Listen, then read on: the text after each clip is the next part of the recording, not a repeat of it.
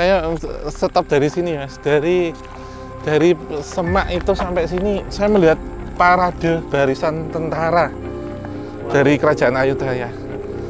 Beneran, Mas. Merinding sih aku juga sih ini, merinding.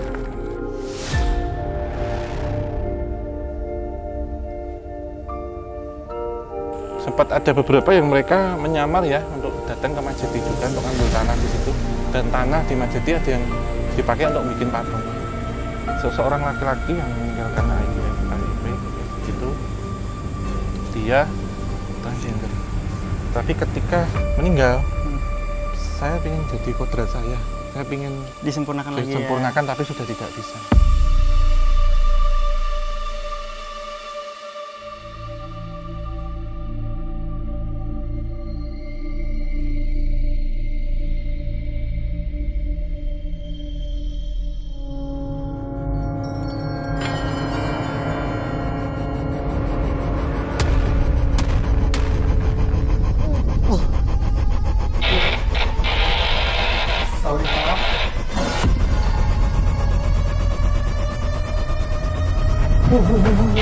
Ramai banget.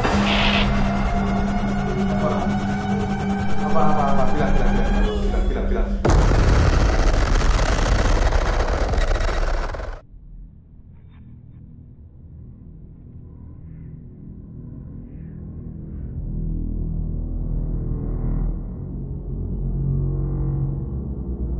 แม่น้ำเจ้าพระยาใหญ่ๆ ใหญ่ๆนะครับ ขุดให้มาเชื่อมติดกัน ที่ติดกัน ท่านมาบัญชาการนี่ท่านก็ไปดูการขุดคลองขุดแม่น้ำ Jadi sejarahnya bermula dari zaman kerajaan Ayodhya sekitar 400 tahun yang lalu. Saat pertempuran Ayodhya jatuh ke tangan Burma pada saat itu, Raja Prasad Thong yang waktu itu berjabat sebagai komandan itu mengumpulkan tentaranya di sini. Jadi semacam campnya untuk tentara, dan beliau membawa pasukan untuk merebut Ayodhya. Setelah Ayodhya direbut kembali, beliau orden atau dinobatkan sebagai biksunya di kuil ini. Itulah kenapa namanya Wat Prasad, karena asal-muasal dari nama raja yang dulu Prasad Thong, seperti itu. Dan beliau juga membuat semacam kanal yang menghubungkan dua sungai, yaitu antara Dekat Cobraya.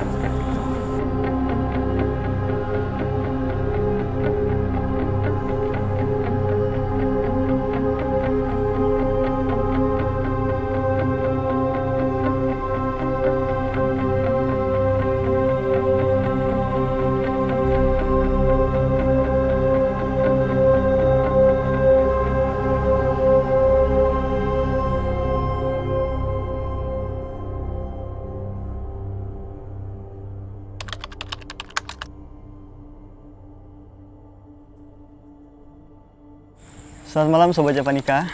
Sekarang aku dan Om Hao sudah ada di Wat Prasad, yaitu di Provinsi Nonthaburi.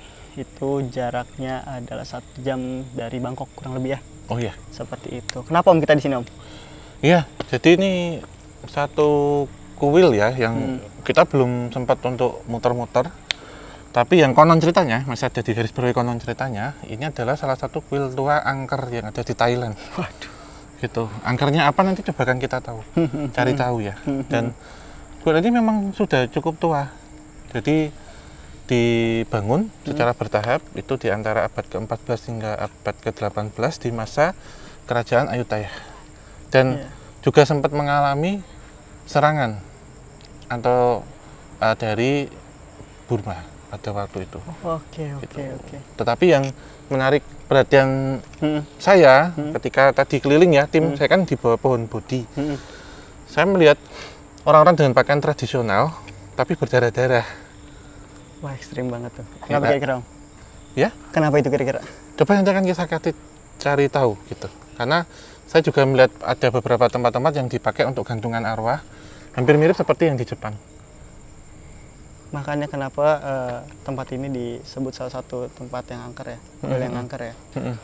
Nah ini tadi kan saya lama di sini, apa ya yang saya rasakan sebenarnya energinya sih Mas ya. Jadi pohon ini memang satu pohon tua yang usianya ratusan tahun. Ini pohon Bodhi yang dipakai oleh Sang Buddha atau Siddhartha Gautama dulu mendapatkan pencerahan di sini ya, di bawah pohon Bodhi. Dan pohon ini seperti menaungi satu energi besar untuk menetralisir menurut saya. Saya melihat seperti apa ya, bukan nggak ada Casper sih, tapi seperti asap yang itu melingkar-lingkar Mas dan berwarna-warni.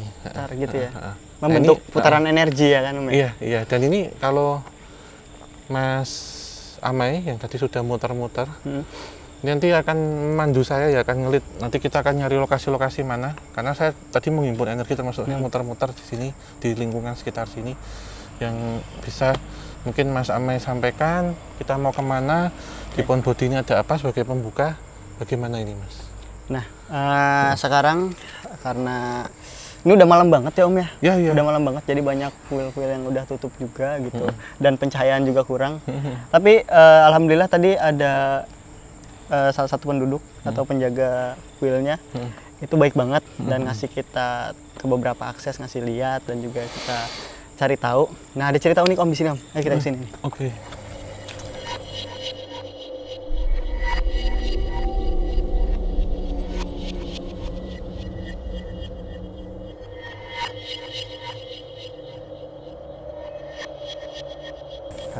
ก็มีคนเห็นบ่อยแต่ผมพื้นที่นะคนพื้นที่ก็ไม่ค่อยเห็นนะถ้าคนแปลกๆมาจะอย่างช่างเช่งแล้วก็มาที่เขาเห็นเขาก็เห็น Jadi untuk ini kan balai ini berfungsi sebagai tempat untuk ceramah biksu, penobatan biksu, dan juga sebagai tempat meletakkan jenazah, seperti misalnya tadi ada yang meninggal, jadi peti diletakkan sini dulu. Nah, ini sebelah ini ada mereka sedang bangun tempat yang baru yang lebih besar dengan panjang 45 meter. Nah, ini nanti akan dipakai fungsinya seperti ini tapi lebih besar. Nah, untuk penampakan memang beberapa orang yang aneh-aneh, maksudnya yang mungkin pengalaman pernah melihat beberapa penampakan di sini, tapi untuk orang lokal mereka tidak pernah melihat. Jadi penampakannya seperti orang yang berdiri biasa dari jauh menatap kita seperti itu.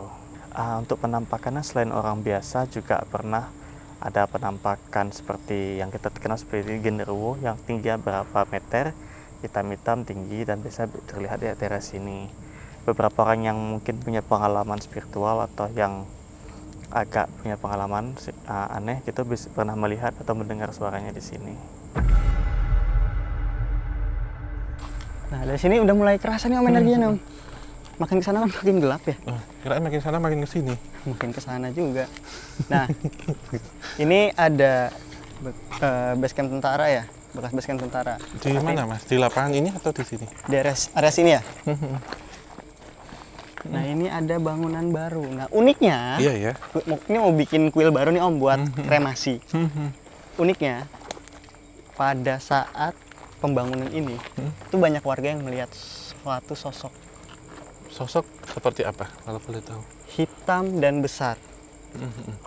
Kalau di Indonesia mungkin disebutnya itu genderuwo. Genderuwo, iya. Jadi saya validasi hampir sama seperti itu. Jadi dalam pembersihannya memang ada beberapa entitas mungkin sama seperti genderuwo. Cuman kalau genderuwo di sini itu lebih mulus, Mas. Nggak kasar. Bulunya itu udah kayak manusia gitu. Maksudnya nggak terlalu lebat gitu. Tapi masih ada yang bertanduk itu yang masih baru. Tapi ada yang sudah tinggi gede yang bentuknya sudah manusia tapi size-nya nggak umum, lebih tinggi. Tapi tadi semuanya Mas, kalau mungkin nanti coba untuk ke sana ya, saya melihat satu entitas yang tinggi gede bermata merah.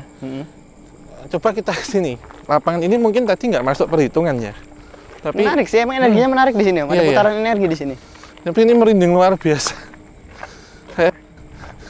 Saya stop dari sini Mas, dari semak itu sampai sini saya melihat parade barisan tentara dari kerajaan Ayutthaya. Beneran, Mas. Merinding sih aku juga sih ini, merinding. Di sana mungkin kita backgroundnya ini aja sih. Iya. Jadi ini mengikatkan seperti pakaiannya tuh kayak di film-film ini. Thailand kolosal. Oke. Berdarah-darah juga nggak Om? Iya.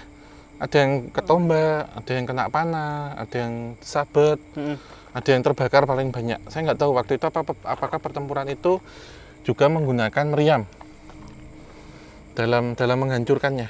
Jadi tidak kemudian mutilasi atau dipotong-potong sulit ya? ataupun kemudian bangunan-bangunan yang kita ciptakan di Ayutthaya itu nggak semuanya di apa mas?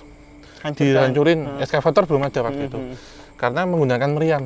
Ada beberapa yang sudah menggunakan, mungkin kalau teknologi meriam itu kan Portugis ya, menyerupai meriam. Kalau yang mungkin ya, karena ada api di situ dan saya melihat ya mereka tidak gosong, tetapi ada luka bakar di tubuh. Nah ini yang bisa mas sampean apa? Ini tadi memang di luar ini sih Om, di luar prediksi sih bakal kesini karena kan tadi masih ramai ya di sekitar sana ya. Iya. Tapi emang ini mulai ada bau-bau sangit mas di sekitar sini, dan ini dari pertengahan abad ke-18, jadi tahun 1767, 1766 angka yang ditampilkan. Ini ada kaitannya seperti yang disampaikan Mas Ame, pernah dipakai untuk camp. Dan ketika tentara ataupun prajurit yang kesini itu tidak semuanya dalam kondisi sehat, ada mereka yang sudah luka dan bahkan meninggal di sini gitu.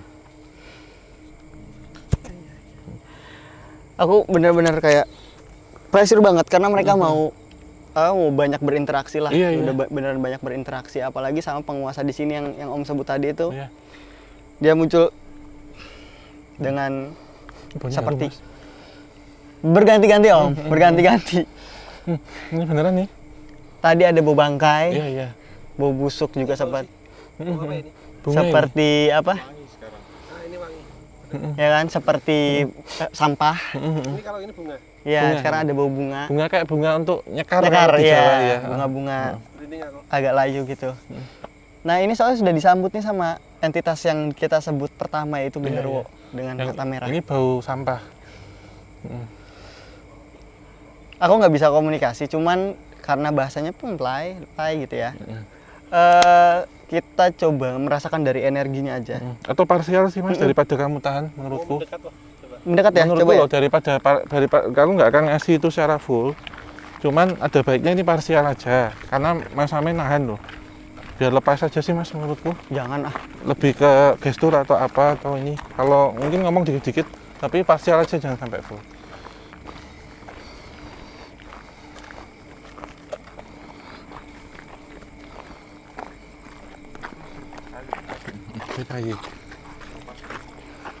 Nah, ini benar tinggi di sini.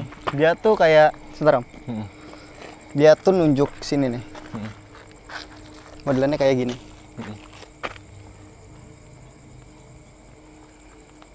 Seperti menolak kedatangan. Terus yang dilawan mas, dia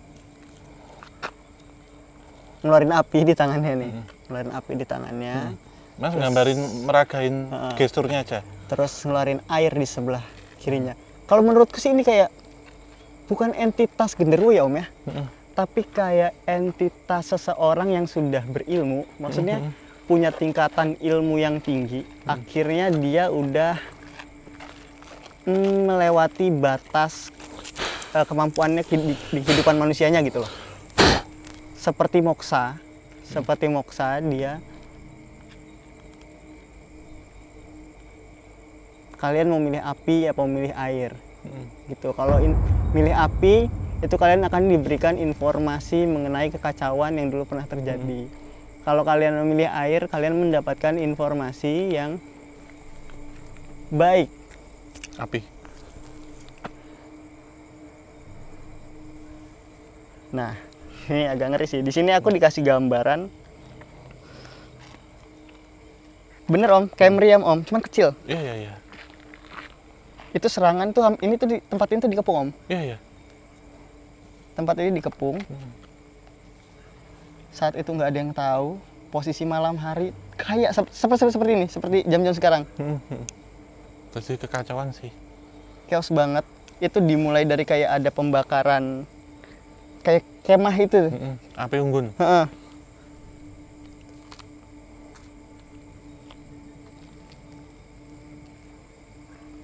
Dikejar semua lari ke sana.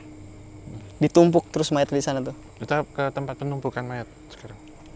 Ya. Nah, sini. Lari aja mas, kenceng lah. Kita nggak bisa masuk tuh sebenarnya. Nah, nggak nunjukin dari jauh nggak apa-apa, yang penting lokasinya di situ. Depan sini Om. Sebelasnya nih. Oh, Tepat di depan sini nih. Iya. Tepat di depan sini.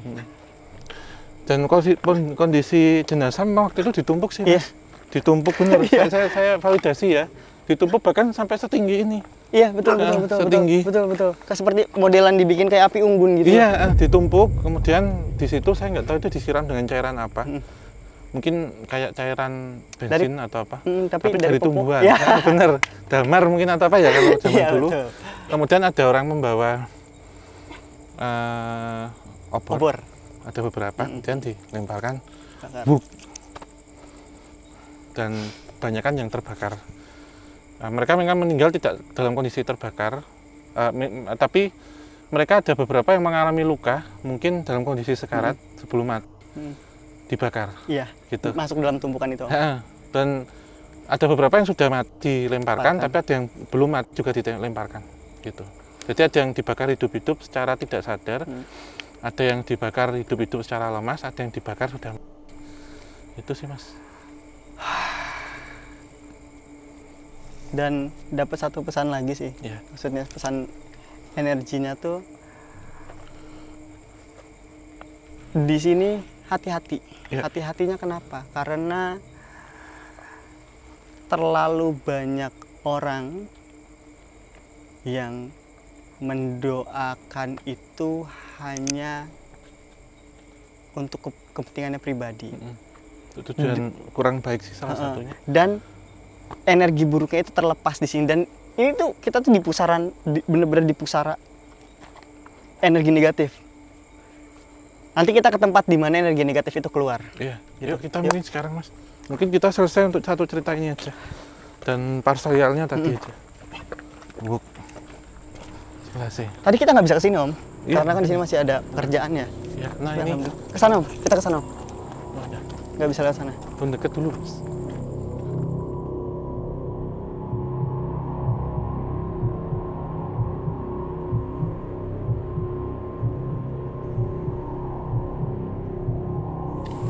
Jadi tempat ini juga lumayan populer untuk yang lotre, karena beberapa kali mereka juga dapat nomor di sini. และเป็นโกดังเก็บศพครับอันนี้เป็นศาลาก็สวดศพยังมีศพอยู่ข้างในมี2 ศพ Jadi sekarang ini, malam ini ada 2 jenazah, satu berada di dalam sini dan satu lagi yang berada di sini. Nah, biasanya di jenazah-jenazah sini akan dilarung maksudnya dengan perahu dari kanal yang berada di depan sini. Di kanal itu akan bawa perahu yang bawa jenazah, diangkat dan kemudian ditaruh di gudang jenazah untuk disimpan untuk dibakar. Jadi ini jalan yang agak berbeda. Ini adalah semacam jalan yang diberikan khusus untuk orang yang tinggi di kerajaan untuk datang untuk mengambil air, bisa dari sini atau untuk menaruh air ke situ untuk di kanal.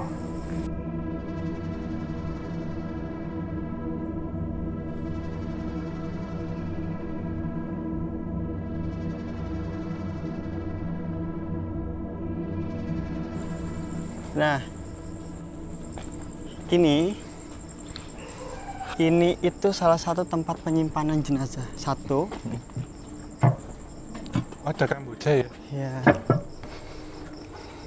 Tapi tadi wanginya nggak seperti ini, Om, ya? Kamboja kan KBJ, Mas, katanya.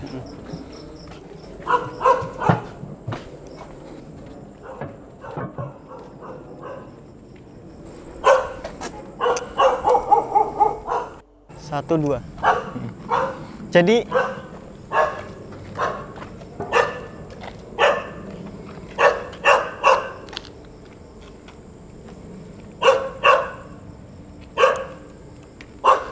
ya, Mas Atta, masih ada mayat ya? Yang belum ada 2 mayat, Om, di sini yang belum dikuburin. Satunya di sebelah sana, satu di sebelah sini. Nah, satu di sebelah sini. Real mayat. Iya. Karena maaf, saya melihat seseorang yang berdiri di situ dengan pakaian putih.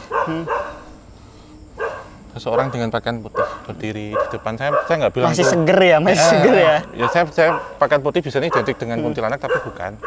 Jadi jenazah. Sedang menunggu mungkin ya. Bukan. Kodamnya atau korinya orang meninggal. Yang masih nunggu Iya, jenazahnya dia iya, sendiri. nunggu jenazahnya itu gitu. maksudnya. Yang saya lihat sekarang. Dan ini tadi kita kesini kan sama orang sini juga gitu. Aku bilang ini tuh apa sih sebenarnya? Nah, ini tuh tempat pembakaran Untuk kremasinya ya. kremasinya. Nanti mungkin lihat sini dulu sih.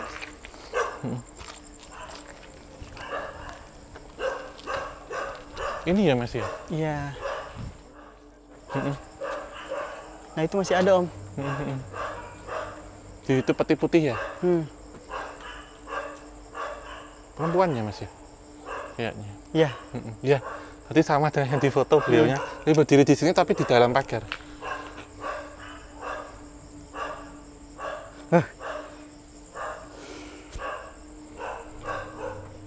Kalau yang aku rasain ya, Iya. tadinya awal datang ke sini tuh ya sebelum kita eksplor, mungkin karena udah jamnya juga Om, semakin malam. Itu aku ngerasa tuh kayak waktu kita di Maena. Iya, iya, iya. Gitu. Ternyata semakin ke sini makin kenceng ya. Karena di sana juga ada sungai, kanal. Ya, kita coba lihat sana. Ini ya. Iya. Nah, Pakai kapal kan? sampai sekarang Om, kanal ini dipakai buat ngelarung jenazah. Bukan buat ngaruh apa? Buat ngantar. Iya. Heeh. Ini kan? Iya, dari sini. Pakai perahu ya? Heeh. Kalau dilihat sini kan ada sosok sama Om, buaya nggak muka orang itu loh. Benar, kepala orang. Mm-mm. Naik gini sih Mas, gini. Iya. Betul. Ngambang gitu loh. Ngambang. Iya, Coba aku lihat ya. iya. Nah, jadi Tarik informasinya aja Mas. pada saat pelarungan tuh sebenarnya pada masa Keto ini belum seperti ini sih. Iya. Dan sungainya pun lebih besar dari ini. Iya, lebih besar dan lebih dalam. Iya, lebih besar dan lebih dalam, betul tadi.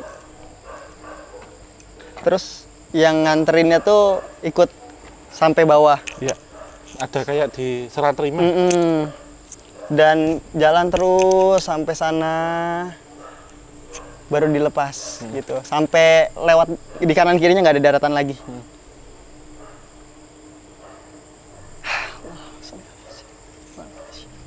Tapi sekarang sayangnya udah tercemar Om ya. Iya. Itu juga ada kegiatan tabur bunga juga sih Mas di sini. Betul. Ya kayak rangkaian pada umumnya lah Prosesi, untuk iya. prosesi. Prosesi layatannya, lelayu.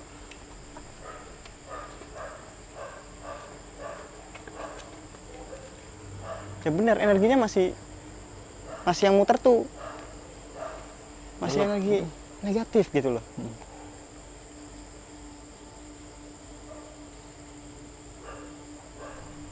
Oke, next ya, Om. Iya.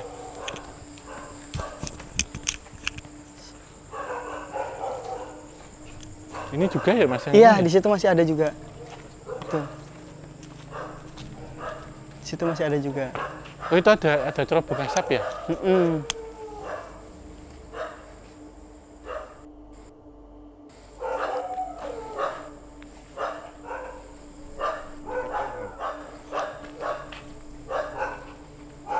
Nah, tempatnya di sini Om. Jadi energinya masih kuat banget. Bung. Ini malah energi positif kita yang terus kesedot Om. Iya. Karena untuk ngimbangin sih Mas. Jadi kayak imunitas yang bekerja. Iya. Imunitas secara non medik ya. Banyak entitas ya, benar kayak bukan Casper ya Om ya. Kayak dia tuh mencoba untuk kayak coba netralin gitu loh Om di area sekitar sini. Iya. Warna putih gitu bentuknya. Jadi dia tuh muter-muter. Kayak satpam lah, Iya, security yang ada di kayak sini. security gitu.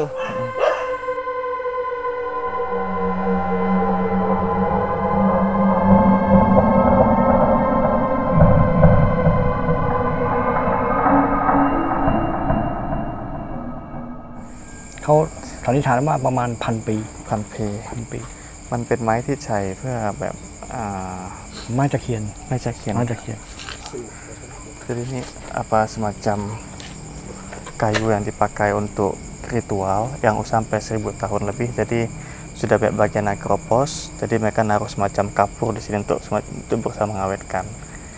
Dan tadi bisa terlihat mungkin ada semacam dewi penunggu di sini yang dia biasanya bisa memberikan nomor Dan baju-baju yang digantung itu sebenarnya adalah persembahan dari mereka yang misalnya menang lotre, dapat keberhasilan, jadi mereka akan memberikan sumbangan baju-baju ini. Jadi di sini kepercayaan ada Dewi penunggu pohon, yang itu sebenarnya Dewi baik atau malaikat, dan beliau biasanya itu akan memberikan kita nomor. Jadi apa yang mereka lakukan dulu itu mereka ngambil kapur, naruh di pohon untuk diusap-usap, dan mungkin dari situ mereka dapat semacam petunjuk untuk nomornya seperti itu. Jadi ini pohon-pohon ini, batang-batang pohon ini diyakini sebagai tempat tinggalan mereka. Jadi alasan kain itu seperti yang ada di lilit di pohon ini tujuannya untuk itu.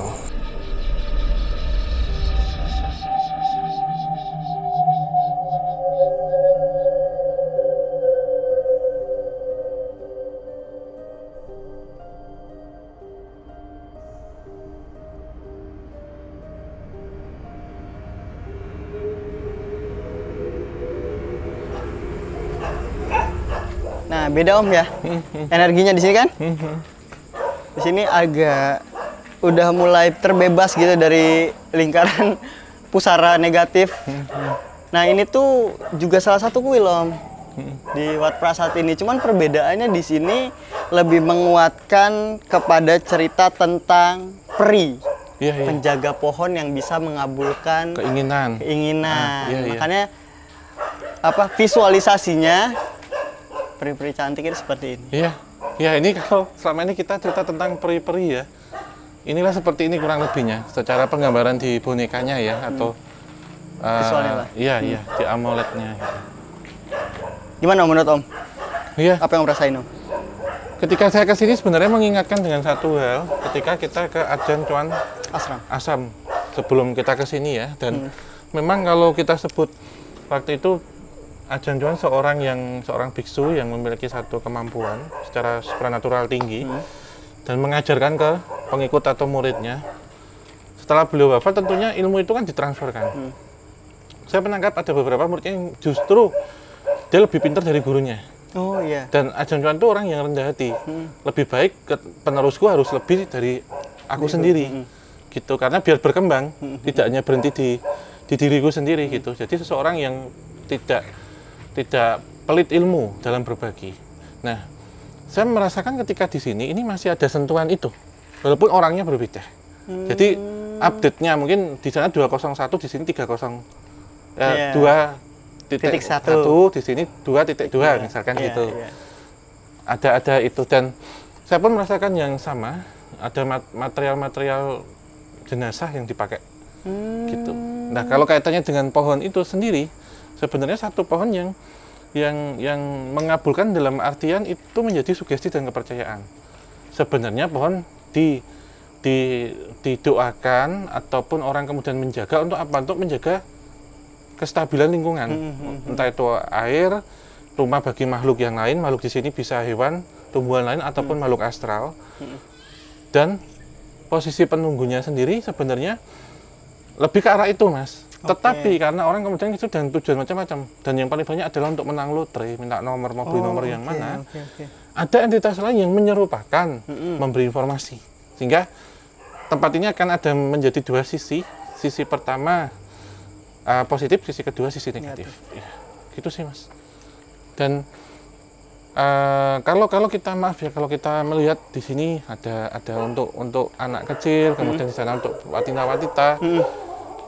Kebanyakan juga yang disemayamkan atau yang kremasi, beberapa energinya itu terserap di sini. Jadi ada roh-roh kelaparan atau roh-roh tunawisma yang kita menempati tempat ini, gitu.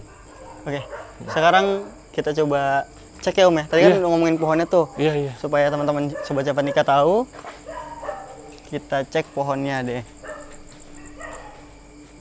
Nah, ini bongkahan pohonnya. Menarik sih Om. Aku sih ngerasa di dalam sini ada sesuatu Om tadi ketika datang ke sini tuh. Iya. Di dalam sini tuh kayak ada banyak bebatuan. Iya, batu itu batu mustika, Mas. Dalam pohon ini. Tapi untuk sekarang ini aku nggak merasakan ada entitas yang disebut peri ya. Iya. Melainkan ya lebih banyak penyerupaan sih Om ya. Iya. Masih menunggu di sini gitu. Bahkan saya melihat entitas yang menyerupai sosok pocong ya, tapi itu bukan pocong. Jadi mungkin berbeda dengan di Indonesia. Ini mungkin pertanyaan dan ejekan kemarin kita, nanti Thailand apakah ketemu pocong? Saya bilang iya, tapi bukan pocong yang literally dikucir enggak, tapi mereka yang menggunakan pakaian kayak jubah, kemudian ada seperti hoodie. Ini adalah pakaian yang dipakai untuk jenazah atau mengantar jenazah. Gitu. Jadi entitas-entitas, dan ada juga yang mereka itu berdarah-darah, Mas. Jadi mereka menyampaikan ya, ada beberapa yang meninggal dalam kondisi tidak wajar seperti pembunuhan, kecelakaan, atau bundir ya? Melepaskan diri sendiri. Sebutnya sekarang istilah barat adalah melepaskan diri sendiri tanpa tanda petik. Dan kebanyakan beberapa kali kasus yang datang ke sini dengan tujuan negatif itu dari yang melepaskan diri, melepaskan nyawa sendiri. Itu. Dan ada yang mereka berbeda dengan lebih ekstrim sih daripada di Indo ya. Jadi selain ada yang kebanyakan gantung diri, meloncat dari gedung tinggi itu favorit. Loncat. Jadi saya melihat yang favoritnya itu ya? Jadi saya melihat mereka yang loncat itu kebanyakan mengalami ada dua. Jadi satu itu pecah semangka, yang kedua jaket, Mas. Jadi kayak jaket. Jadi ketika seseorang, maaf ya, ketika jatuh kepalanya duluan yang membentur tanah ataupun di situ ada aspal ataupun paving ataupun beton, itu kepalanya pecah semangka. Jadi bisa punya semangka, kita jatuhkan. Biasanya semangka itu akan pecah di tengah, kemudian isinya keluar. Yang kedua adalah jaket, ini yang paling ngeri, Mas. Kenapa tuh? Jadi ketika jatuh dalam posisi kaki duluan seperti ini, maka semua sendi akan patah, semua sendi akan remuk, sehingga dia akan jadi gini loh, Mas. Lemes ya, Om ya. Jadi kayak kita jatuhin jaket atau kita jatuhin baju, kemudian orangnya itu akan gitu, Mas, karena semuanya sudah kerak gitu ya. Jadi ketika diangkat gini udah patah semua. Jadi kayak kita jatuhin baju, ini kan bentuk baju ya, Mas. Ketika kita buka kemudian kita jatuhkan lah kayak gitu.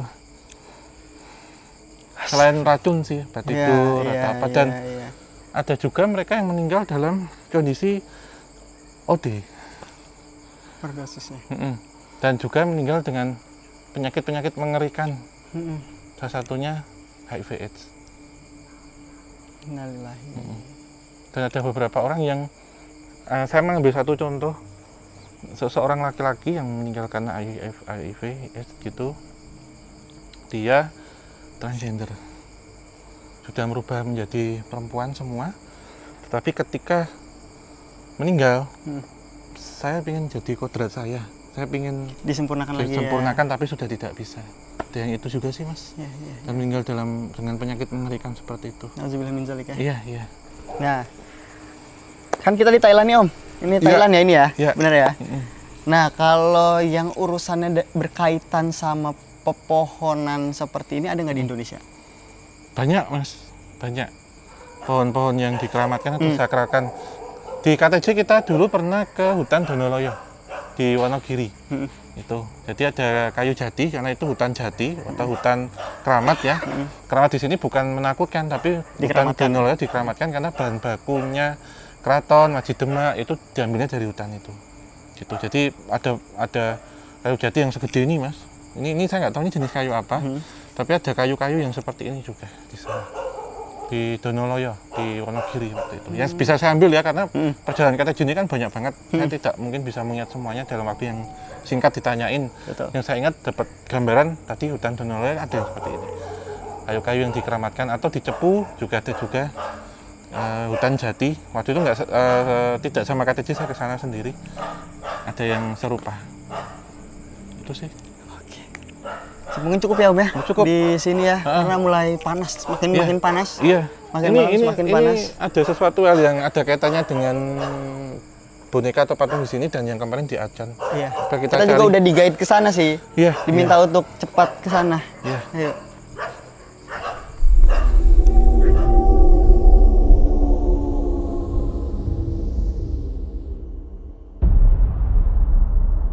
ส่วนใหญ่ก็จะด้านยุยงคงกระพันปืนก็ยิงไม่ออกยิงไม่เข้าอะไรอย่างเงี้ยครับ Jadi di sini tuh ada wihara, ไปดูวิหารได้ไหมครับ ดูวิหารเดินด้านนี้เลย Kita akan ya ตรงด้านนี้ได้ kita akan melihat satu wihara, tempat penyimpanan semacam amulet gitu. Bisa amulet itu semacam benda pusaka kecil, bisa bentuk kalung.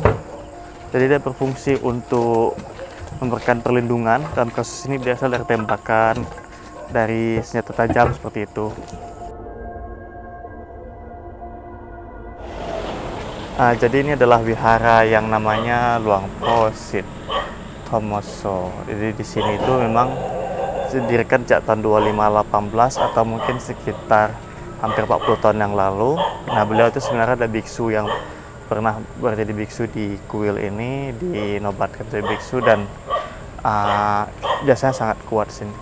ซึ่งพระรุ่นใหม่ๆก็มีเหมือนกันมีเหมือนกัน Jadi salah satu keistimewaan dari biksu-biksu di sini, Nusa Luang ini, beliau punya semacam kesaktian atau amulet untuk memberikan kekuatan agar bukan kebal ditembak, tapi senapan itu tidak bisa menembak begitu. Jadi ketika bertemu dengan musuh, nah musuh itu tidak bisa menembak apa senapannya, macet atau seperti itu. Itu semacam satu keunggulannya. Untuk amulet, untuk benda pusaka, sebenarnya banyak fungsi, misalnya untuk untuk supaya perempuan suka kita seperti pelet kan, atau bisa biar jualannya itu laris seperti itu. Tapi juga yang termasuk yang terkenal di sini itu seperti pembuatan jimat untuk dipakai para tentara pada masa itu. Karena tadi kembali ke cerita awal, Wat Prasat ini juga sebagai tempat tentara. Jadi biksu-biksu di sini juga punya semacam kesaktian gitu, untuk memberikan semacam amulet gitu di lengan untuk bisa bertempur. Ajan Suwan Ashram dengan Ajan ini sebenarnya berada di aliran yang sama. Makanya mungkin mereka pernah lihat patungnya di sana karena saling menghormati seperti itu.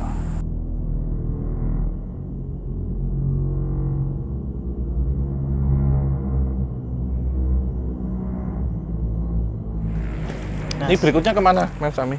Ini mungkin destinasi terakhir ya, Oke. di Wat Prasat ini. Dan nggak tahu ya Om ya, kayak ada energi yang sengaja narik kita buat ke sini gitu loh. Mungkin kayak feeling-feelingku aja ya? Ya. Feeling-feelingku aja ya? Mungkin kayak ada kaitannya dengan kenapa kita harus ke Thailand juga itu loh Om, salah satunya. Nah, ini salah satu kuil yang ada visualisasi dari seseorang atau biksu ya, yang masih ada kaitannya sama biksu yang kemarin kita sempat jumpai, yaitu Ajan Cuan. Iya. Iya, iya. Ketika saya di sini pun merasakan aura yang sama sih, Mas ya. Beliau yang masih mungkin pernah belajar bareng, belajar bersama atau apa gitu sih, ketika di sini. Dan ada kaitannya dengan kenapa kita ke Thailand, benar sih, tapi jawabannya tidak bisa ditemukan sekarang, karena kita harus cari ini, menelusuri Thailand lebih dalam lagi. Jadi ini ngambil amplop dulu, tapi segelnya jangan dibuka, kata beliau gitu. Nah, Kita ada cerita dikasih menarik amplop lagi sih Om. dulu. Iya. Beliau ini juga sakti ternyata. Iya. Kalau Ajar Cuan kan kesaktiannya itu semacam kayak ya ilmu putih. Seperti itulah. Kalau beliau ini lebih ke kekebalan.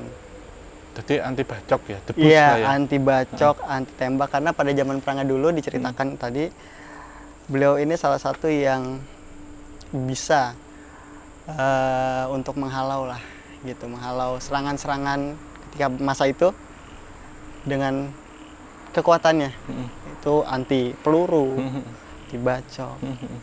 Ya kalau diserang mungkin debus ya, kalau diserang Banten ya. Iya, iya, iya. Iya, bahkan yang saya lihat aura beliau sendiri itu hitam merah pekat. Jadi memancarkan satu aura yang pekat gitu dan bisa mengelabui lawan. Tetapi ini diberikan satu gambaran dan diperbolehkan oleh beliau sendiri. Proses kematiannya agak susah. Karena sempat akan menggunakan jarum suntik, tapi jarum itu bengkong. Mau dimasukkan sini, ini. Gitu. Ketika sakit pun mungkin ya. Karena beliau pun menyampaikan semua hal itu ada risiko, pikirkan baik-baik dan kuat tidak. dengan resiko ataupun sesuatu yang diambil. Karena power pasti ada risiko. Itu sih, Mas. Aku sempat dengar juga ya kemarin, bukan nguping ya, tapi dapat cerita juga katanya ada yang ngeganggu Mbak Aini kan. Dan itu sosoknya kalau dari deskripsi itu mirip dengan apa yang ada di tempat kemarin. Iya. Biksunya gitu. Ya mohon maaf mungkin agak mirip-mirip ajaran Cuan. Apakah ada kaitannya sama beliau? Kalau beliau secara langsung tidak, tetapi pengikutnya ada. Oh, alah. Bahkan sekarang masih ada yang hidup loh, Mas, jangan salah. Sampai Pengikutnya, iya. Dan sempat ada beberapa yang mereka menyamar ya untuk datang ke Majeti juga untuk ngambil tanah di situ. Dan tanah di Majeti ada yang dipakai untuk bikin patung. Saya dapat gambarannya sekarang barusan. Untuk campuran pembuatan patung. Dan dari leluhurnya Mbak Aini sendiri nggak memperbolehkan itu sebenarnya. Tapi dibikin patungnya nggak di Ajan Cuan ashram kemarin, tempat lain yang masih meneruskan ajaran itu, atau meneruskan ilmu itu atau tradisi itu gitu. Karena saya meyakini tradisi itu masih berjalan sampai sekarang. Kemungkinan besok kalau yang pelakunya sudah wafat, itu ketahuan akan terlantar seperti kemarin tempatnya. Gitu. Pertanyaan Om, kenapa memilih tanah di Majeti dan mereka menggunakan tanah itu untuk dijadikan patung itu untuk apa? Iya, jadi kenapa menggunakan tanah di Majeti? Karena kalau kita ngomong tentang portal dimensi kemarin, mengarahkannya ke sana, karena mengikuti garis leluhurnya. Dan tanah di Majeti itu dianggap tanah yang bisa menyegel ternyata. Karena Majeti sendiri tersegel sebenarnya, tersegel dalam artian bukan tersegel oleh manusia atau disengaja, tapi semesta yang menyegel, gitu. Punya energi kuat ya di situ. Iya, iya, punya energi kuat. Dan mitos tentang pesugihan itu diyakini oleh beberapa orang Thailand sendiri yang ke sana itu benar. Bener Om. Mencarinya entitasnya dari situ, dan mereka akan datang secara fisik, kemudian secara metafisik menggunakan portal dimensi karena dianggap paling efisien Majeti itu karena memiliki portal dimensi atau gerbang antar dimensi yang dia sifatnya vertikal. Oh, dia nggak secara fisik datang gitu berarti? Enggak. Jadi si A ini orang Thailand, dia datang dulu ke Majeti, dia ambil tanah dibawa ke Thailand, tapi kan nggak mungkin akan shuttle bolak-balik Thailand Majeti, enggak. Jadi keunikan dari Majeti itu tidak selalu bisa dikunjungi secara fisik, tapi secara metafisik bisa. Kenapa? Karena punya gerbang antar dimensi interdimensional internasional. Iya. Gitu, secara lengkapnya nih. Jadi bisa ngambil setiap saat, bahkan Thailand sendiri mengimpor beberapa entitas dari Pulau Majeti untuk masuk ke sini gitu. Untuk belajar? Untuk dipakai. Oh, untuk dipakai. Entitas makhluk astral dari Pulau Majeti diambil, dibawa ke Thailand. Gitu. Untuk apa? Untuk kodam di sini. Jadikan pengisi ekspor kodam. Impor. Oh, impor kodam. Ya. Impor gitu. kodam. Karena apa? Mantap. Karena kalau ditanya pertanyaannya satu, punya gerbang antar dimensi interdimensional internasional. Nah, gitu. Susah banget ya. Banyak, karena lengkap ya Om ya? Iya, lengkap. Karena gerbangnya tuh lengkap banget. Biar nanti, oh ini kenapa sih harus gini? Mungkin Sobat Javatika tanya juga. Karena interdimensionalnya itu internasional. Gerbang antar interdimensional, nggak gerbang antar dimensi, tapi gerbang antar interdimensional internasional. Keberangkatannya, jadi bukan domestik. Iya, beda dimensi, beda negara. Beda negara, itu ada dua. Gitu, kalau sama ini kan kita ngomongnya domestik ya, misalkan tuh di Jawa, di Alas Roban atau di Alas Purwo gitu. Ini paling hubungan antara sesama Jawa, Alas Roban sama Alas Purwo atau hutan atau Saranjana misalkan ya.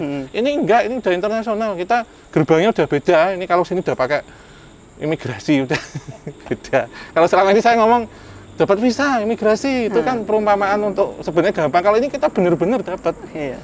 Itu termasuk visa paspor ya beneran. Fisik juga gitu. Dua-duanya. Karena kita ngomongkan kali ini bukan GAD tapi GAI, gerbang antar interdimensional. GAIN atau GAII. Gerbang antar internasional interdimensional. Interdimensional itu sih mungkin yang bisa saya sampaikan dan jelaskan untuk ini. Om, sebelum kita ngambil kesimpulan dari sini Om ya. Iya, iya. aku keinget lagi gitu tentang tempat penyimpanan mayat itu loh Om. Iya.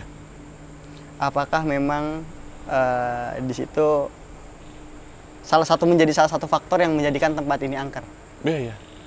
Iya, kalau untuk penyimpanan mayat tidak bisa seperti itu, Mas. Memang semua yang meninggal di sini tentunya tidak semua dalam kondisi baik dan wajar, utuh ataupun tidak lengkap gitu ya. Semuanya akan masuk. Seperti hanya ini tempat pemusaran jenazah atau kamar mayat ya, atau tempat kremasi. Cuman mereka yang tadi yang melepaskan diri sendiri, melepaskan nyawanya sendiri ataupun apa ini, ya itu yang akan ngelop.